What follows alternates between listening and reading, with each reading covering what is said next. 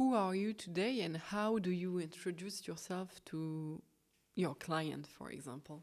I'm Farah. Farah means joy in Arabic, so I'm always smiling and I'm a very sensitive person.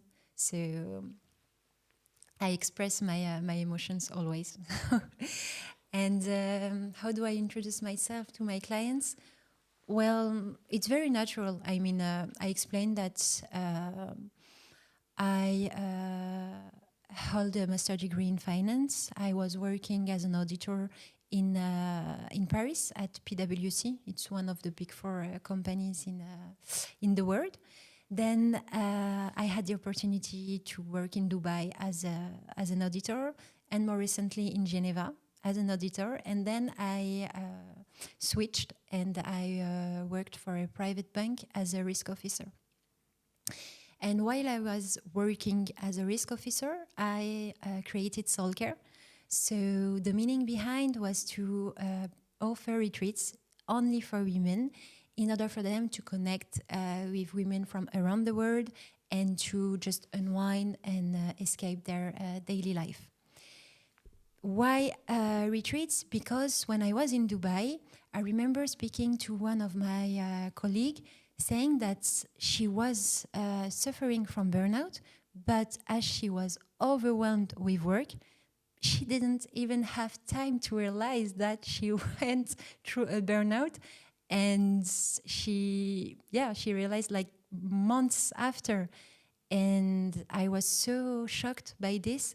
And this is why I wanted to help people, because I know that sometimes you can, as a woman, there is this invisible weight, emotional invisible weight that we carry, and we need a pause. We need a pause for our well-being. So this is how I created Soulcare. So I was working at the bank, and at the same time, I was organizing retreats for women.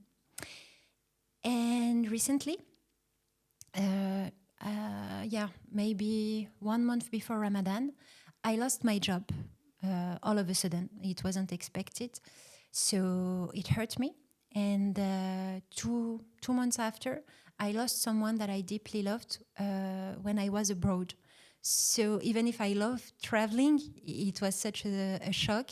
I was alone, so far from my family, and completely lost, deoriented. So it was difficult to the point that I get hospitalized. So I stepped back and I realized that Soulcare wasn't aligned with what I was going through. So I decided to rebuild Soulcare from my pain.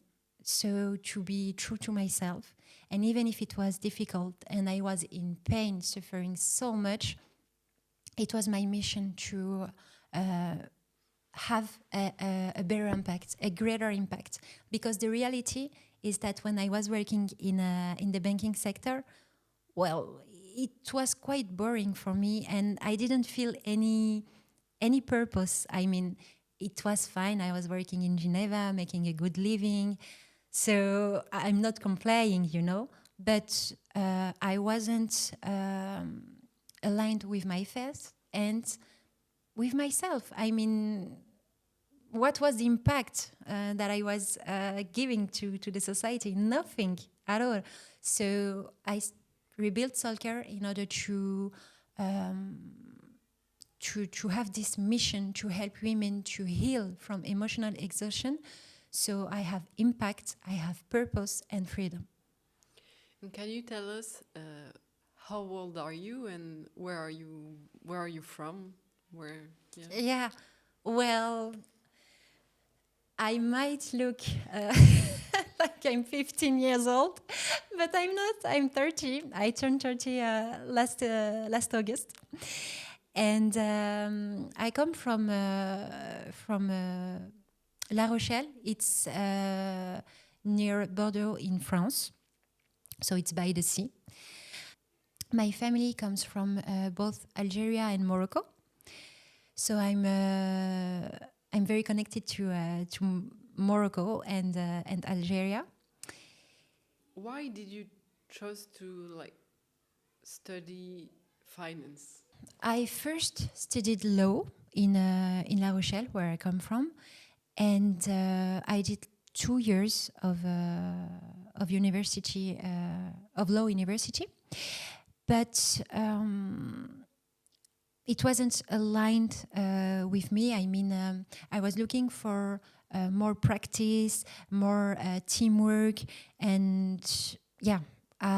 So I decided to change and to integrate a business school. So I went to a prep school for just 1 year because I was because of the law school. I was able to just study for 1 year at a prep school and then integrate a master program in Paris.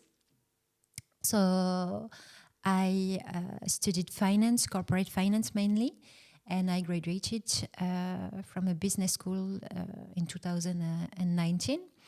And while I was studying, I did my internship at PwC as an auditor.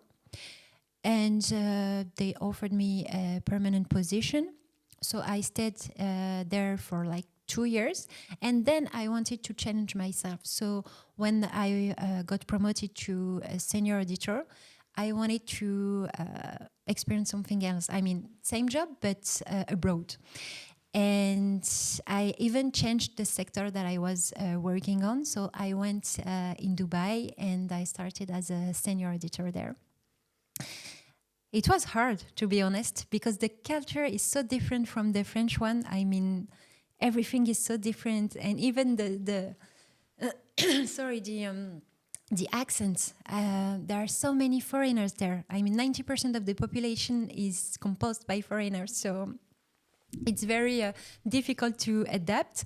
But it was a big challenge. I mean, one of the one I'm very proud of. And then I got an opportunity in Geneva.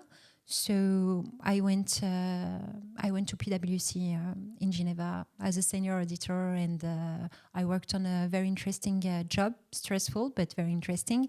But I knew that I didn't want to make partner at PwC. Audit wasn't my passion, and it was very interesting in terms of how you deal with deadlines, how you work as a teammate, how you take quickly responsibilities.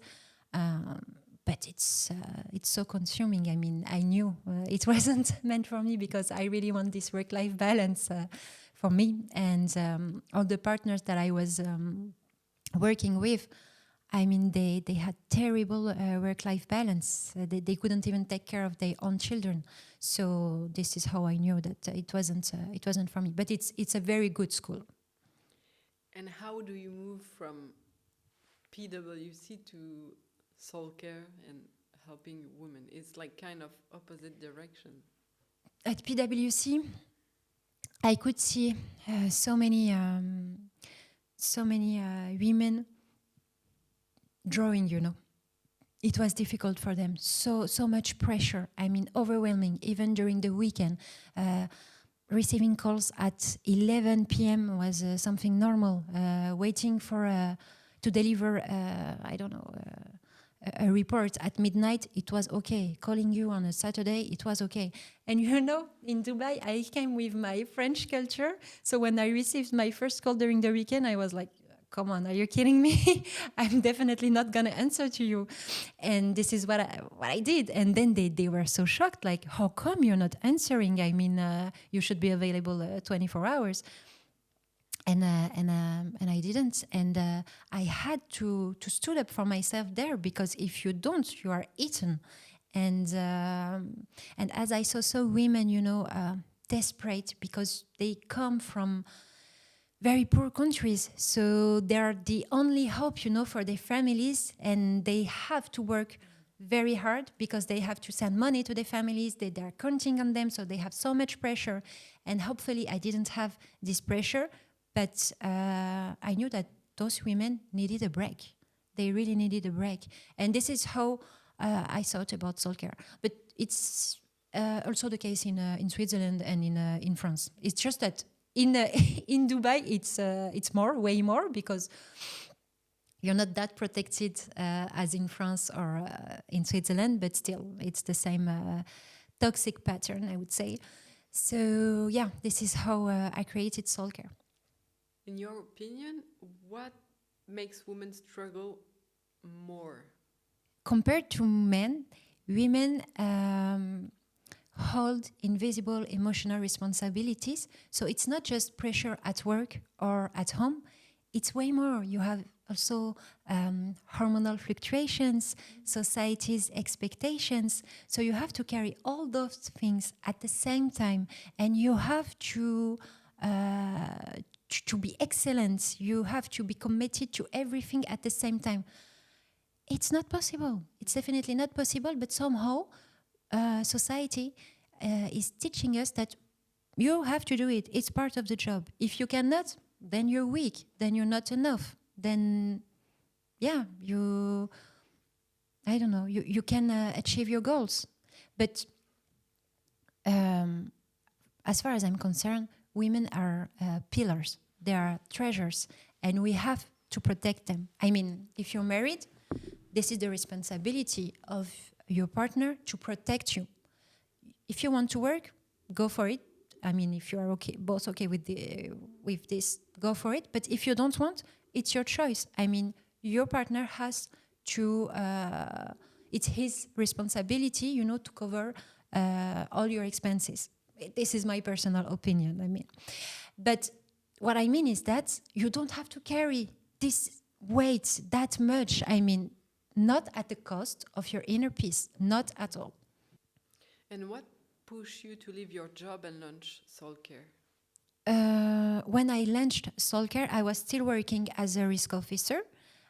So I was working on both at the same time, and it was very exhausting because I had my corporate job from 9 a.m. to 7 p.m. During lunch break, I was working on Soulcare. During weekends, I was working on Soulcare. And then I had my duties as a wife at home. And it was too much. But as I was an auditor, I know how to handle stress, and I don't even feel I'm stressed. But I am, So I don't listen to my body. And then I'm just overwhelmed to a point that I cannot manage all of them at the same time and be committed to everything. Or be present. When I was, going out with friends just for a dinner, I wasn't present. Physically, I was, but mentally, I was thinking about Soulcare, about, the food that I have to buy, about this, that, and I wasn't there. And I mean, it's frustrating for me and for my friends because I'm not there for them. It's too much. So now that I am realizing this, I want more balance into my life, and I don't want to go back to a corporate job because I want to focus on Soulcare and to have this freedom to organize my schedule as I want and to have this work-life balance to protect my inner peace. Did you have some fears about it? I followed a classic pattern in terms of work life. So I graduated. Then I had my first job, and I was just, getting promoted again and again. So let's say the security that you have with a corporate job, knowing that your paycheck is coming every month, is difficult to let go. It's very difficult. But because I went through a lot of challenges, well, I thought that, okay, there's something you're doing wrong, definitely. Working in the banking sector is not aligned with your religious beliefs, and you feel it. You feel it, so God gives you the opportunity to stop working there, so just don't go back there. Learn from your lessons. And give a purpose to Soulcare. It was kind of superficial at first. Now it has a purpose, a meaning. It's a mission, as I said, from the bottom of my heart. So go for it and see how it goes. you have experience, you have qualifications. So if it didn't work, it's okay. I mean, at least you tried. At least you went for it. And what do you hope women will feel after meeting you or going through Soulcare? Well, I want them to feel safe, to feel secure, to know that they can reach out to me and to share their deepest thoughts, even if it's dark. I mean, if someone is calling me to tell me that I'm thinking about suicide, well, that's fine. I'm here for you, and I'm not going to judge you. I'm going to guide you, and we will go through it together. I want them to be able to find peace while they are suffering. And you've chosen to show your face on camera. And I know that was like a struggle for you. Yes. So can you explain a little bit about that? Yes, sure.